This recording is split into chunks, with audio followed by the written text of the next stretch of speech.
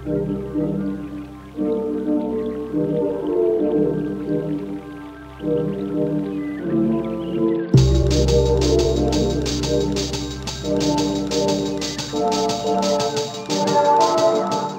আদিবাসীদের উপর সবচেয়ে বেশি অত্যাচার হচ্ছে,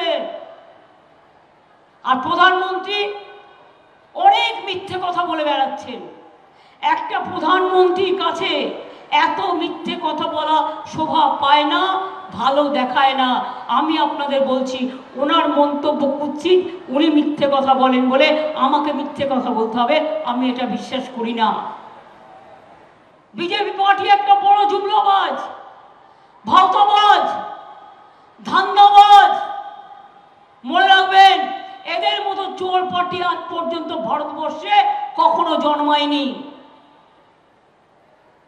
যার অনেক টাকা আছে সে এখন বিজেপিতে, না গেলেই সিবিআই, নয় ইনকাম ট্যাক্স, নয় এনআইএ, নয় এনএসজি, আর 100 দিনের কাজের গরিব লোকেরা যে কাজ করলো, আপনাদের পঞ্চায়েত টাকাটা দিয়েছিল। 100 দিনের কাজ যারা জব কার্ড হোল্ডার আছেন, আপনারা যে কাজটা করেছিলেন 3 বছর টাকা দেওয়া হয়নি। এখানকার পঞ্চায়েত টাকাটা দিয়েছিল?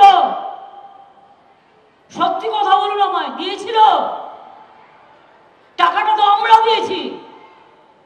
দিল্লিতে তো আন্দোলন আমরা করেছি, প্রধানমন্ত্রীও টাকা দেয়নি, তার চোরেরাও টাকা দেয়নি।